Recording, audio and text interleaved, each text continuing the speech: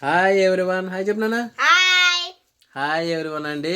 ఈరోజు వచ్చి మా ఇంట్లో క్రిస్మస్ క్రిబ్ అంటే పశువుల పాక చిన్నదైతే చేసామండి. అది చూపిస్తాను మీకు. ఫస్ట్ ఆఫ్ ఆల్ వచ్చి మా ఇంట్లో స్పేస్ ఎక్కువ లేకపోవడం వల్ల చిన్న పశువుల పాక అయితే చేసాం. అది ఎలా చేసామన్నది చూపిస్తాను చూడండి. ఈ సైడ్ అండి, ఇదంతా ఇట్లా సైడ్ అంటే ప్లాస్టిక్ స్టిక్కులు, ఇవన్నీ సైడ్ ప్లాస్టిక్ స్టిక్స్ అండి. ఇది వచ్చి ఈ సైడ్ చెక్క, వుడ్ అండి. చెక్కతో మామూలుగా ఇటువైపు అటువైపు ఇట్లా నుంచోబెట్టాం. పైన ఇట్లా పైన కనబడుతుంది చూసారా, స్టార్, చిన్న స్టార్. అంటే మాకు స్పేస్ ఎక్కువ లేకపోవడం వల్ల ఇలా సెట్ చేసామండి. ఇక్కడ లోపల చూసారా వుడ్ కనబడుతుంది. ఇట్లా వుడ్ దానికి స్టార్లు పెంటించి ఇటు కూడా ఇలా ఇట్లా రెండు వైపులా చెక్కలు ఇలా పెట్టి ఇలా చేసామండి. కనబడుతుంది చూసారా, అంటే చిన్న పశువులు బాగా చేసాం. అదిగోండి లాంగ్ షాట్లో చూపిస్తున్నాను చూడండి.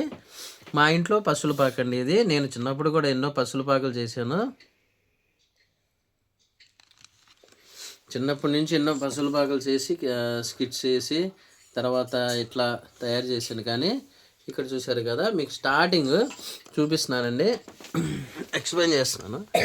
ఫస్ట్ ఇక్కడ మనకు కనబడుతుంది కదా దేవదూత.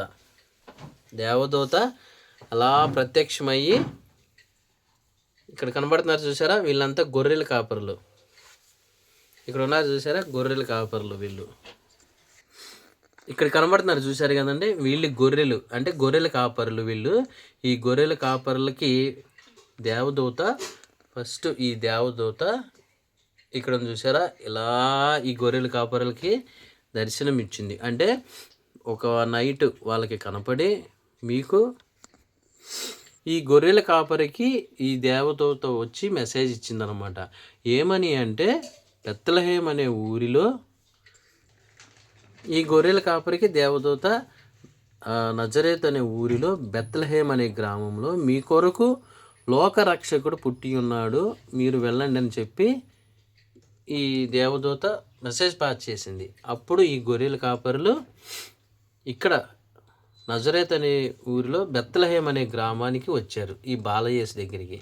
ఇక్కడ కనబడుతున్నారు చూసారా, ఏసేబు మరియా, తల్లి మరియా అంటే జీసస్ యొక్క తల్లి ఈమె. చూశారు కదా చిన్న బాలయేసు, మనకు బాలయేసు కనబడతారు చూసారా, ఈయనే లోకరక్షకుడు జీసస్ అన్నమాట. అంటే చిన్న బాలయేసు. ఈయన పశువుల పాకలో జన్మించాడు. అప్పుడు ఆ ఊరిలో ఎవ్వరు యేసు ప్రభుకి అంటే యేసుకి మరియమాతకి బాలయేసుకి అంటే ఎక్కడ కూడా ప్లేస్ ఇవ్వలేదన్నమాట. ప్లేస్ ఇవ్వకుండా వీళ్ళు వెళ్ళిన చోటల్లా తలుపులు వేసేసి వీళ్ళకి ప్లేస్ ఇవ్వకపోవడంతో ఎక్కడ కూడా ఏ సత్రాలు కానీ ఇళ్లలో ప్లేస్ ఇవ్వకపోవడంతో పశువుల పాకలో బాలయేసుకి జన్మనిచ్చింది మరియమాత. చూశారు కదా, మరియమాత కన్య మరియమాత అంటారు యేసోబు, జీసస్ లోకరక్షకుడు. ఇక్కడ కనబడుతున్నారు చూసారా మనకి, వీళ్ళు జ్ఞానులు. తర్వాత ఈ దేవదూత కూడా వెళ్ళి ఇక్కడ కనబడుతుంది చూసారా, ఈ దేవదూత తర్వాత నెక్స్ట్ ఈ దేవదూత వెళ్ళి ఇక్కడ ఉన్న జ్ఞానులకి అంటే ఈ జ్ఞానులకి దర్శనం ఇచ్చి మీ కొరకు లోకరక్షకుడు పుట్టి ఉన్నాడు, నజరేతు అనే నగరంలో బెత్లెహేమ్ అనే గ్రామంలో పుట్టి ఉన్నాడు, వెళ్ళమని చెప్పిందనమాట. అప్పుడు ఈ జ్ఞానులు వాళ్ళు అంటే ఒక కానుకలు గిఫ్టులు తీసుకుని బాలయేసుని దర్శించుకోవడానికి ఇలా వచ్చారు బాలయేసు దగ్గరికి. అంటే అందరికీ తెలిసిందే, కాకపోతే మా ఇంట్లో మేము చేసాం కాబట్టి పశువుల పాక చూపిస్తున్నానండి.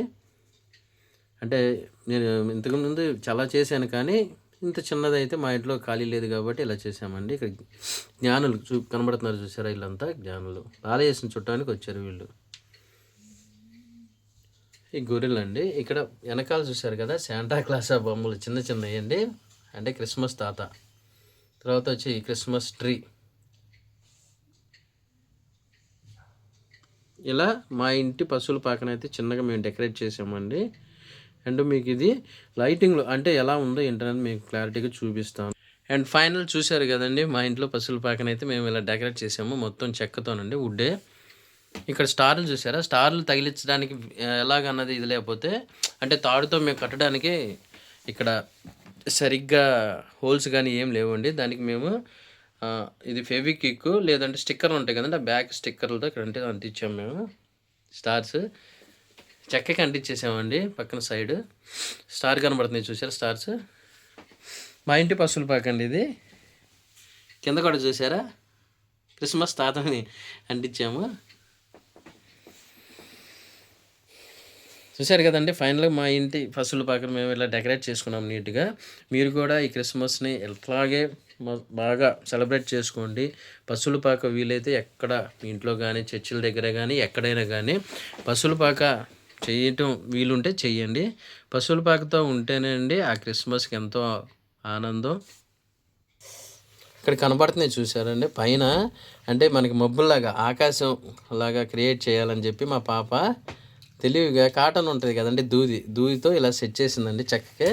చూశారు కదా, ఇటువైపు కూడా అంటే మబ్బుల్లాగా ఆకాశంలో ఉన్న మబ్బుల్లాగా ఇలా సెట్ చేసిందండి కాటన్తో ఇలా.